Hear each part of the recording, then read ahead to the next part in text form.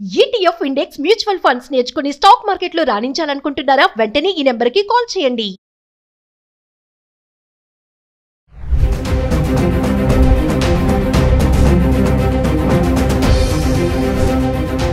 నమస్తే, welcome back to Suman TV. Present మనతో పాటు ఉన్నారు పబ్లిక్ స్పీకర్ రజనీ రమ్మ గారు.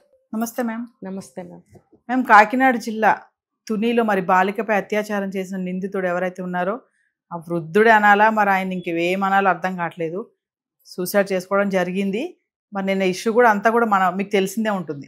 ఒకసారి దాని గురించి మాట్లాడుకుంటే, అంటే ఆ వ్యక్తి అయితే లేరు, అవును, అసలు మీరు వివరాల్లోకి వెళ్తే ఒకసారి. ఇది చాలా ఫాస్ట్ గా జరిగిపోయింది. ఇది అసలు ఎవరు ఊహించినంత ఫాస్ట్ గా క్లోజ్ అయిపోయింది. అరెస్ట్ చేయడము, చనిపోవడము, చాలా పోలీస్ వాళ్ళు కూడా చాలా ఫాస్ట్ గా యాక్షన్ తీసుకున్నారు. అయితే ఇది చూడండి, పిల్లి కళ్ళు మూసుకుని ఎవరు నన్ను చూడట్లేదు అనుకుందట. అలా సమాజము 1000 కళ్ళతో గమనిస్తూనే ఉంటుంది ప్రతి ఒక్కళ్ళని. మనకి సంబంధం లేని వాళ్ళు కూడా మనం అలా వెళ్తుంటే మన వైపు ఇలా చూస్తూనే ఉంటారు. ఇది మన ఆ సందు దాటి వెళ్ళే వరకు చూస్తారు. ఎందుకు అనంటే అది చూస్తారు అంతే. అవసరమైనప్పుడు అవును నేను చూశాను ఆ మనిషి అట్లా వెళ్ళటం అనే ఒక సాక్ష్యం చెప్తారు. అంటే అది సామాజిక స్పృహ అనొచ్చు. కొంతమంది వెధబుద్ధితో చూసేవాళ్ళు కూడా ఉంటారు. వెధబుద్ధితో చూసిన అవసరానికి ఒక సాక్ష్యం దొరికితే కూడా సంతోషమే. అంటే సమాజం అనేది అలా పాతకాలంలో చూడండి, రావి చెట్టు కింద ఏదో రచ్చబండ దగ్గర కూర్చుని వెళ్ళేవాళ్ళని వచ్చేవాళ్ళని, ఆ ఊళ్ళోకి ఎంటర్ అయ్యేవాళ్ళని, ఎవరింటికి వెళ్తున్నావు, ఎక్కడ ఏంటి అన్ని వివరాలు అడిగేవారు పొలిమేరల్లోనే. ఇంకా వాళ్ళు ఇంటికి వెళ్ళే వరకు వాళ్ళకి చేరిపోతుంది న్యూస్, మీ ఇంటికి ఫలానా వాళ్ళు వస్తున్నారని. అలా ఉండేది. ఏంటంటే ఊరిని కనిపెట్టుకోవడము, ఊరిని రక్షించుకోవడము అనే నేపథ్యంలో అలా జరుగుతూ ఉండేవి. ఊర్లోకి ఎవరిని రానివ్వకపోవటం అనే క్రమంలో ఇప్పటికీ చూసేవాళ్ళు అలా ఉన్నారు. కానీ నేరాలు ఘోరాలు చేసేవాళ్ళు ఈ స్పృహను కోల్పోతున్నారు. మనం ఏం చేసినా అటు ఇటు చూస్తారా, ఎవరు లేరులే, నీ వెనకుంటారు, అది గమనించు. ఈ ముసలాయన కూడా ఏం చేశాడంటే ఆ స్కూల్కి వెళ్ళి మా మనవరాలని చెప్పి తీసుకెళ్ళడం, ఏదో ఇంజెక్షన్ చేయించాలి. అది ఆ స్కూల్లో వాళ్ళు కూడా ఇంత చిన్న పాపకి ఇంజెక్షన్ ఏంటని చెప్పి ఇంటికి ఇన్ఫార్మ్ చేయాలి కదా, చేయలేదు.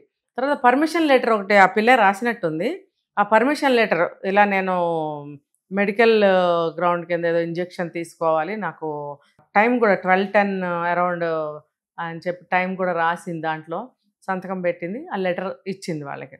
ఇచ్చినప్పుడు స్కూల్ ప్రిన్సిపాల్ లీవ్లో ఉంటే ఎవరో కొత్త టీచర్ వచ్చిందట ఆ ప్లేస్లో, ఒక్కరోజే అయింది. ఆవిడకి నిజానికి పాపం ఈ వివరాలని తెలియవు కదా, అక్కడ ఏంటి ఏ పిల్ల ఎవరో ఏంటనేది తెలియదు ఇంకా వాళ్ళకి. కొద్ది రోజులు అయితే తెలుస్తుంది. సో ఇంకొక పాత టీచర్ ఉన్నప్పుడు ఆవిడ పర్మిషన్ తీసుకుని వెళ్ళిందట. ఈవిడ కూడా అడిగినప్పుడు అవునండి వాళ్ళ తాత అప్పుడప్పుడు వస్తుంటాడు, తీసుకెళ్తూ ఉంటాడు అని చెప్పిందంట. సరే అయితే పంపించు అందంట ఈవిడ. క్యాజువల్గా అంటారు ఎవరైనా, ఇంత లోతు ఆలోచించరు. ఇప్పుడు ఈ సంఘటన ద్వారా ప్రతి స్కూల్లో హాస్టల్స్ కూడా టీచర్స్ ప్రతి ఒక్కళ్ళు కూడా ఎంతో జాగ్రత్త తీసుకోవాలి ఇక మీదట. అది ఒక పట్టాన పంపించకూడదు. నిజంగా అంత సీరియస్ కండిషన్లో పాప ఉంటే వీళ్ళు వాళ్ళ పేరెంట్స్కి ఇన్ఫార్మ్ చేసి హాస్పిటల్కి తీసుకెళ్ళమని చెప్పి ఫోన్ చేయాలి. వాళ్ళ ఇంటికి 4-5 ఫోన్లు ఉండనే ఉంటున్నాయి కదా, చెప్పాలి. అంతేగాని ఎవరో వచ్చారు ఇంజెక్షన్ కోసం అంట వెళ్తామంటే పంపించేయకూడదు. బయట జరిగేవి ఎన్నో జరుగుతున్నాయి కదా. సో అక్కడ జరిగిన పొరపాటు, అది యాజమాన్యంది లోపం అక్కడ కనిపిస్తుంది. ఒకసారి కాదు, 2 సార్లు కాదు, ఇప్పుడు వెళ్ళిన దాంతో కలిపి 5 సార్లు అని చెప్తున్నారు.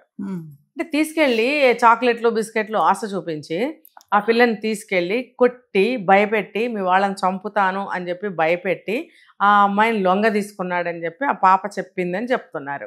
సరే ఓకే, ఫస్ట్ టైం భయపడిపోయావు, రెండోసారి కూడా కొంచెం భయపడ్డావు, మూడోసారికి వచ్చేటప్పటికి నీకు తెలియాలి, 2 విషయాలు తెలియాలి అక్కడ. ఒకటి, నిన్ను అనవసరంగా అత్యాచారం చేస్తున్నాడు, రెండోది ఏంటంటే బెదిరిస్తున్నాడు, ఇంకా మూడోది చెప్పుకోవాలంటే కొడుతున్నాడు. ఇందులో ఏ ఒక్కటైనా సరే నువ్వు టీచర్స్కి కానీ పేరెంట్స్కి కానీ పక్క స్టూడెంట్స్కి కానీ నువ్వెందుకు తెలియచేయలేదు? మరీ 2వ క్లాస్ 3వ క్లాస్ పిల్ల కాదు, 8th క్లాస్ చదువుతుందంటే తెలుస్తాయి కదా అన్ని విషయాలు. అంటే ఇక్కడ మీరు అమ్మాయిని అనుమానిస్తున్నారా? అనుమానించిన కదా, చెప్పకుండా ఎందుకు ఊరుకుంది? చెప్పాల్సిన పూచి ఆ పిల్లకు ఉంటుంది. భయం అనేది కొంచెం సేపు ఉంటుంది నవీన గారు. 1 రోజు 2 రోజులు 3 రోజులు భయం ఉంటుంది. కొద్ది రోజులు అయిన తర్వాత ఆలోచన వస్తుంది ఎవరికైనా ఖచ్చితంగా. అంటే ఆ పాపని ప్రతిసారి కొడుతున్నాడు.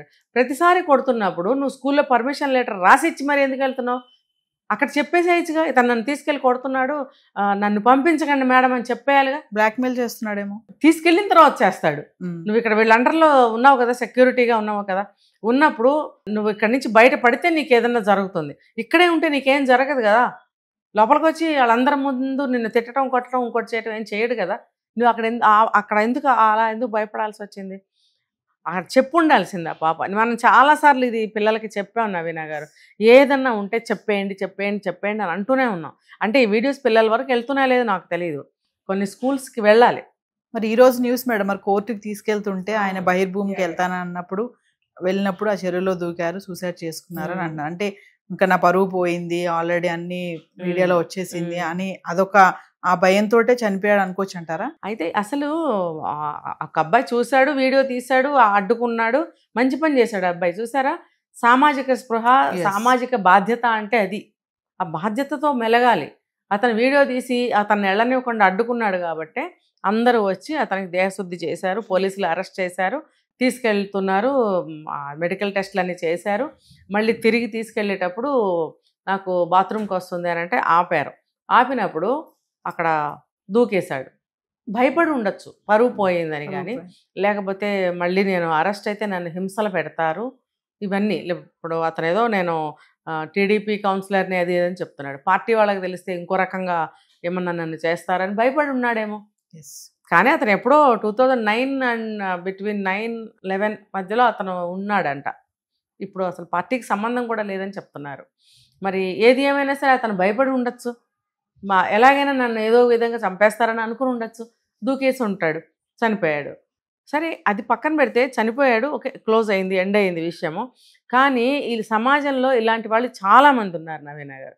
మనం ఆ మధ్య కూడా చెప్పుకున్నాం, పెదనాన్న అయ్యుండి ఒక అమ్మాయి పెరాలసిస్ వచ్చి బెడ్లో పడిపోతే, పెళ్లి కాని పిల్ల, ఎవ్వరికీ తెలియకుండా అమ్మాయిని ప్రతిరోజు అత్యాచారం చేస్తుంటే ఆ కదలలేని పరిస్థితిలో బెడ్ మీదే అమ్మాయి 4 months ప్రెగ్నెంట్ అయితే ఎవరు బాధ్యత అక్కడ? అప్పుడు కూడా అతన్ని పోలీసులు పట్టుకొని ఇచ్చేశారు. ఇలాంటివి ఈ పెద్ద వయసు వచ్చిన తర్వాత కూడా ఈ కోరికలతో చచ్చిపోతున్నారనమాట. ఒక పెద్దరికం కానీ, పెద్ద ఆలోచనలు కానీ, ఒక బాధ్యత కానీ వాళ్ళకు ఉండటం లేదు. అంటే ఏది అందుబాటులో ఉంటే అది వాళ్ళు అనుభవించాలి, వాళ్ళ అవసరాలు తీర్చుకోవాలనే నీచ స్థితిలో ఉన్నారా అని చాలా బాధపడుతున్నాను నేను. ఇప్పుడు పెద్దవాళ్లే కదా చెప్పాలి. తాత అని చెప్పి నమ్మి పంపించారు, మా తాత అని చెప్పి ఆ పిల్ల కూడా వెళ్ళింది. నువ్వు తాతవై ఉండి ఏం చేసావు? పైగా నేను ఊరికి తీసుకెళ్తున్నాను ఈ అమ్మాయిని, మధ్యలో బాత్రూమ్కి వస్తే ఆపాను అన్నప్పుడు, నువ్వు బాత్రూమ్కి వస్తే ఆ పిల్లని పంపించి నువ్వు అక్కడ బయట రోడ్డు మీద నుంచోవాలి, కానీ నువ్వెందుకు అక్కడ ఏం చేస్తున్నావు? ఆ పిల్ల బట్టలు ఒంటి మీద తీసేసి చింపేశాడంట. అంటే ఆ అమ్మాయి వద్దు వద్దు వద్దు అంటే చింపేసినట్టున్నాడు, చింపేశాడని చెప్పిందట పాప. మరి ఆ పనులు చేయడం ఏంటి పసిపాప మీద? తప్పు కదా. ఏమైనా సరే పిల్లలు కూడా చాలా చాలా ఇలాంటి విషయాల్లో ముద్రాలి. ఎవరిని చూసినా సరే నమ్మకూడదు. అది ఇంటిలో నుంచి స్టార్ట్ అవ్వాలి. ఇంట్లో పేరెంట్స్ అనేవాళ్ళు బాగా నేర్పించాలి. ఎవ్వరు తెలిసినవాడు వచ్చినా సరే ముఖం మార్చుకుని తిరగడము, మాట్లాడకుండా ఉండడము, నీ దారిని నువ్వు వెళ్ళడము, ముట్టుకుంటే వెంటనే యాక్షన్ తీసుకోవడం లాంటివన్నీ పిల్లలకి నేర్పించాలి.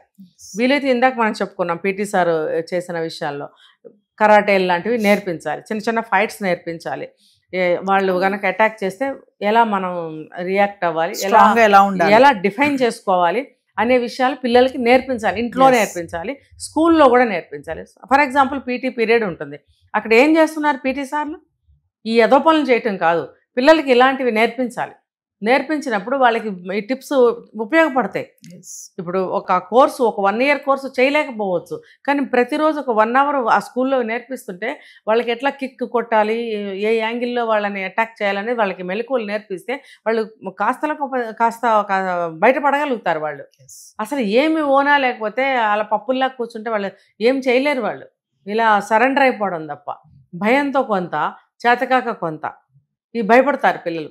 కాబట్టి స్కూల్లో కానీ ఇంట్లో కానీ పిల్లలకి ఇవన్నీ నేర్పించాలి. ఇప్పుడు ఈ ముసలాయన ఎంత దారుణం చేశాడు, చనిపోయాడు అనుకోండి, బతికుంటే కూడా అతనికి శిక్ష వేస్తారు. ఈ వయసులో అతనికి అవసరమా చెప్పండి? మళ్ళీ ఇప్పుడు వాళ్ళ కొడుకు కోడలు వచ్చేసి సీసీ ఫుటేజీలు ఇవ్వండి, ఇది అనుమానంగా ఉంది ఈ చావు మీద అని చెప్పి వాళ్ళు మళ్ళీ ఎలిగేషన్స్ వస్తున్నాయి.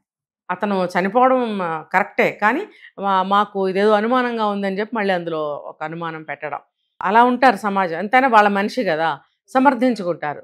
కాబట్టి ఈ పెద్దవాళ్ళని చెప్పి నమ్మాల్సిన పని కూడా లేదు. పెద్దవాళ్ళే అసలు నాకు అనిపిస్తుంది ఈ రోజుల్లో పెద్దవాళ్ళైనా సరే జాగ్రత్తగా ఉండాల్సిందే. మన సొంత తండ్రులే చేస్తున్నారు, సొంత అన్నలే చేస్తున్నారు. ఏమైనా సరే ఇలాంటి విషయాలు జరుగుతున్నప్పుడు చాలా చాలా జాగ్రత్తగా ఉండాలి. పిల్లలు కూడా తెలిసి తెలియని వయసులు భయంతో కావచ్చు, వాళ్ళకి కూడా ఒక యాంగిల్లో నచ్చి కావచ్చు, ఇష్టపూర్వకంగా వెళ్ళిన వాళ్ళు కూడా ఉంటారు. ఇప్పుడు ఈ అమ్మాయి విషయంలో కూడా చాలామంది అదే మాట అన్నారు. ఇప్పుడు ఆ యువతల అబ్బాయి ఇట్రామ్మ ఇటు వచ్చేసే, ఆ ముసలాయన దగ్గర నుంచి ఇటు వచ్చేసే అని అంటున్నప్పుడు రాకుండా ఆ ముసలాయన వెనకాలకే వెళ్ళి దాక్కుంటోంది. దాక్కుని మళ్ళీ ఆ బండి ఎక్కేసి వెళ్ళిపోయింది. అంటే నువ్వు అక్కడ చూసేవాళ్ళకి ఎలా ఉంది, నువ్వు ఇష్టపూర్వకంగా వెళ్ళావు అన్నట్టుంది. అక్కడ నువ్వు భయపడుతున్నావా, ఇష్టంతో వెళ్ళావా అనేది ఎలా తెలుస్తుంది? తెలియదు కదా. ఇప్పుడు ఆ ముసలాయన చనిపోయిన తర్వాత ఏవో కొన్ని విషయాలు చెప్తుంది అడిగితే, పోలీసులు కానీ వేరే వాళ్ళు కానీ, మహిళా సంఘాలు వీళ్ళందరూ వచ్చారు కదా, అప్పుడు కూడా భయంతో కొన్ని విషయాలు బయట పెట్టినట్టుంది. అంటే ఇది నీకు ముందు తెలియలేదా? మరి 8th క్లాస్కి వచ్చావు, నెక్స్ట్ 9th వెళ్తావు, ఇంకో 4-5 నెలలు తెలుస్తాయి ఆ ఏజ్లో కదా. మరి అంత అమాయకంగా ఎలా ఉంటారు? మరి తండ్రి ఏమో ఏదో వ్యవసాయమో ఏదో చెప్తున్నారు, తల్లి ఏమో అంత తెలివిగలది కాదు అని అంటున్నారు. ఇవన్నీ వంకలండి, వంకలు. పిల్లల్ని కింద స్థాయి వాళ్ళైనా పై స్థాయి వాళ్ళైనా, ఆడపిల్లల్ని కానీ మగపిల్లలు కానీ ఎలా పెంచుకోవాలి, ఎలా రక్షించుకోవాలి అనేది ఫస్ట్ పేరెంట్స్ నేర్చుకోవాలి. Thank you.